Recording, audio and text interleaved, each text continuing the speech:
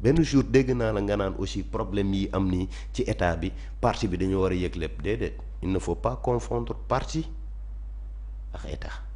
Ça fait deux.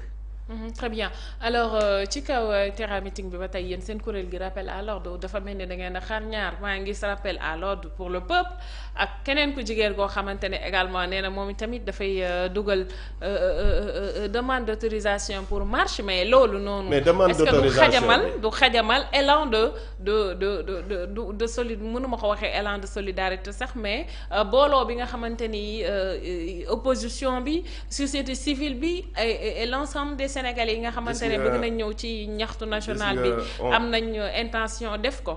gis nga xale bu jigéen boobu nga gis. xamoo ko ci Adama xamoo ko ci Awa.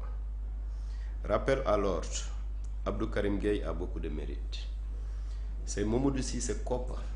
c'est intéressant li may wax ni c'est Mamadou Cissé Koppa xam nga Koppa.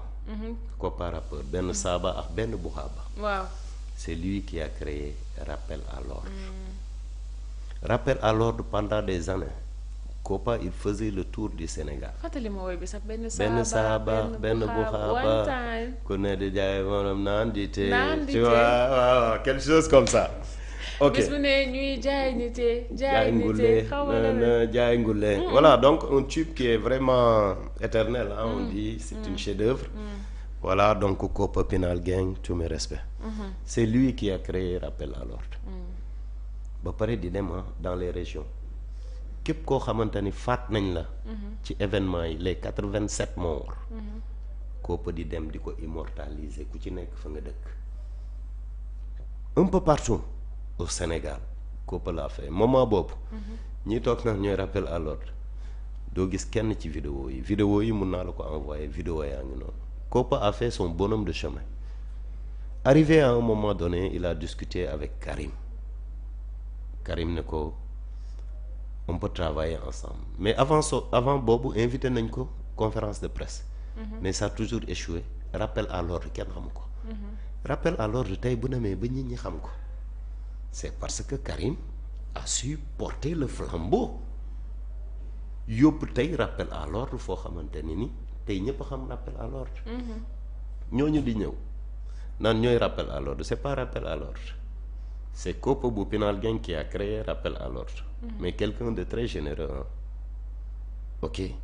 Mais bi muy wër Sénégal di commencer les premières actions de rappel à l'ordre kenn nekku ci ñoom bi ñu ñëwee commencer xuloo parce que la femme là dañ ko tegoon benn période pour mu nekk coordinatrice mais xam nga loolu c'était juste pour benn temps rek quoi mais la dame veut s'agripper et puis bëgguñu yilif ñun ñëpp.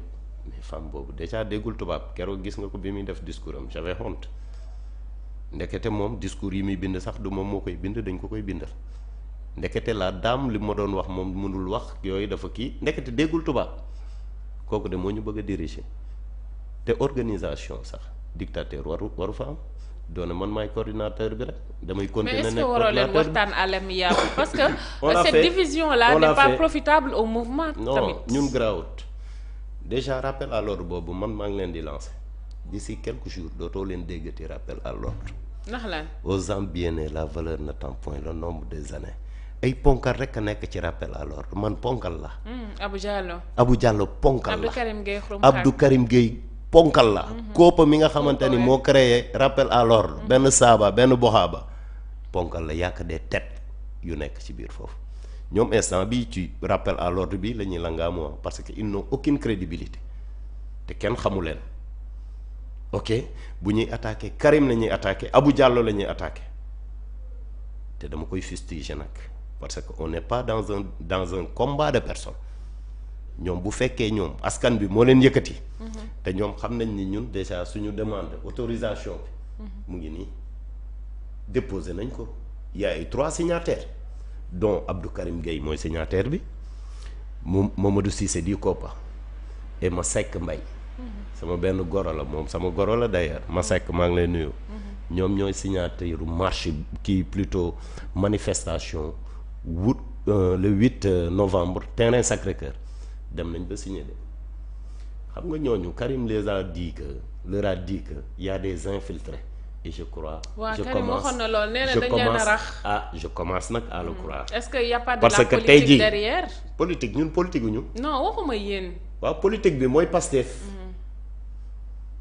y a Pastef derrière te Karim li mu wax man gëm naa ko parce que ñooñu bu ñu demee ba ni wooy léegi ñun sax dañuy dem ñuy dugal nañu autorisation ba ñu def décharge préfet tamponné jox leen ñu ñëw brandir que devant tout le peuple sénégalais nga ne da nga koy yàq ah ok dañoo bëgg liggéeyal Pastef quoi ils n'ont qu'à aller essayer te bu ñu demee préfet non seulement du recevoir ñoom bu fekkee dañ bëgg a def manifestation nañ ko def le 9 wala le 10 y a pas de souci mun nañ ku mun garaawul na def moi j'ai essayé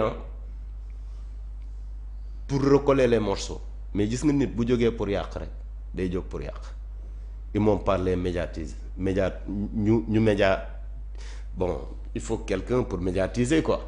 man ak Ahmed Ndoye les médiateurs en fait. les médiateurs. oui Ahmed Ndoye waxtaan nañ ci mais après Ahmed Ndoye am na lu ma ko woon il a vu il a compris parce que man lépp lu may def dama koy def dans le respect mutuel nawle laay ànd ak nit ñi.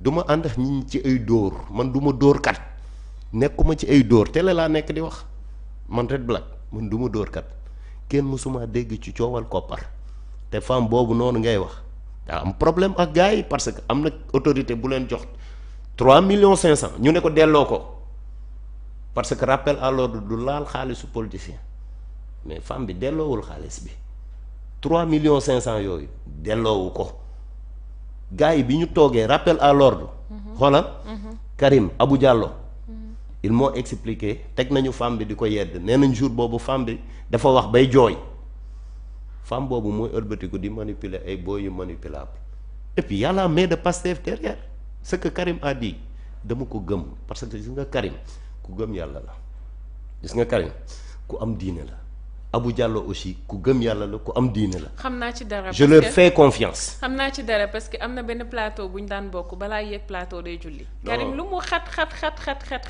émission boobu c'était 15h la doon non 13h 15h la woon. non Karim mais bu egsee li muy njëkk a def mooy ana siyaara bi. dem jàpp julli loolu moom. mooy waxtaaj bi muy def ak Aïssatou Diop Fall loolu moom mën naa ko seede fii devant tout le monde balaa yéeg plateau de julli waxtu du ko raw bu jàmm rek di am loolu moom wax dëgg fa yàlla ku sell la te ku am diine la également alors bu ñu jógee ci actualité boobu nga xamante ne moo ñeel mais avant may kii foofu benn parenthèse mu am lu ma préciser donc le 8 novembre au terrain Sacré-Cœur rappel à l'ordre du peuple ñoo koy organiser dirigé par Karim man Red Black dama koy nangul leadership am parce que dama ko fekk ci rappel à l'ordre mu yóbbu ko ci benn niveau bi man Red Black bu ma bëggee surpasser Karim il faut que ma liggéey lu ëpp moom li mu liggéey man dama gëm compétition comprendre nga mais dans le bon sens ëllëg Red Black mun na dem ba nekk leader bi mais ci kaw Karim li mu daj Abou Diallo daj ko man ma ñëw liggéey lu ëpp loolu parce que ànd noonu lay demee mais aujourd'hui dañuy nangul Karim leadership am rappel à l'ordre du peuple Karim mooy leader bi man je suis un leader mais je reconnais son leadership donc képp koo xamante ni ñëw na di la waxu programme le 8 mars bi xamal ni dóorkat la parce que ñun rappel à l'ordre du peuple du ñu laaj xaalis mais ñu ngi invité tous les mouvements ñu ngi invité képp koo xamante ne nii Sénégal moo la ñor képp koo xamante ni yow gëm nga ni Ousmane Sonko ni mu yoree réew mi neexu la képp ki nga xamante ni gëm nga ni waa Pastef ni ñu yoree réew mi neexu la ñu ngi lay invité ci rappel à l'ordre du peuple c'est une date c'est un référendum.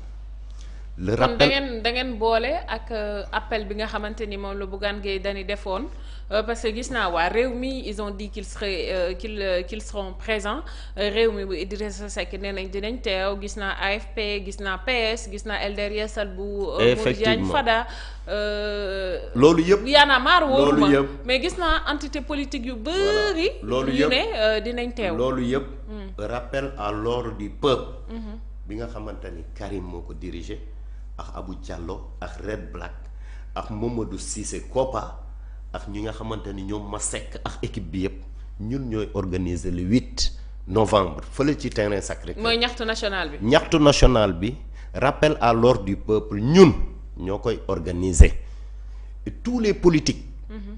dañ leen ci sans exception yéen ñëpp. invité nañ leen te ñëpp ñuy fekk si. ñaari manifestation la wala benn manifestation képp moo am. d'accord ñaxtu bi mooy ñi ngay wax ni. ñoom bokk nañu ci roube national bi nga xamante ni dafa mel ni ñaxtu. Bougane moo koy organiser. Bougane organiser wul c'est rappel à l'ordre du peuple ñun ñoo koy organiser. waaye nag Bougane moo njëkk a wax la moo ñaxtu national. raison pour laquelle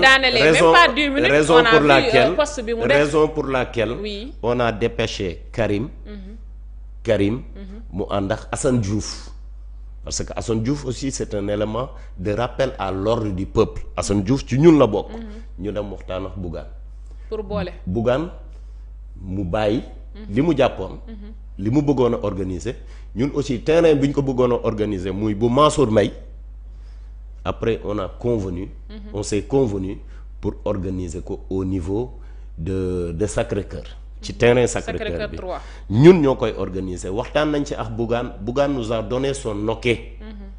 donc comité ñaxtu national ñoo koy organiser loolu amul.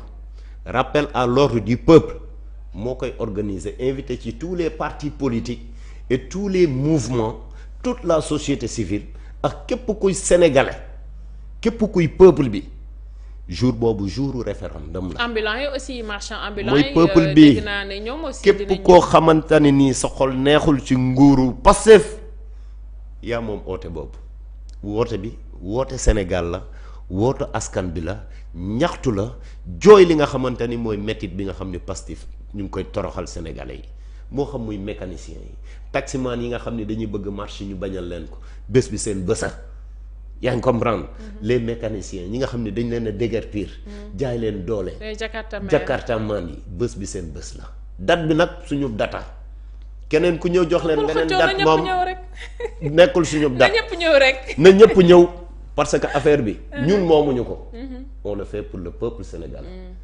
képp ku ñëw ci autorité naan booy rappel à l'ordre yi surtout wut xaalis ñun duñu laaj xaalis képp ku ñëw ku dul Red Black du Karim Xurum Xaq du Abou Diallo du Mamadou Cissé Kopa non du ñun de ñooñu ay dóorkat lañ bu yaboo ngeen oote police. parce que dañ leen di dóor très bien alors ba tey sànq yaa ngi doon wax par rapport ak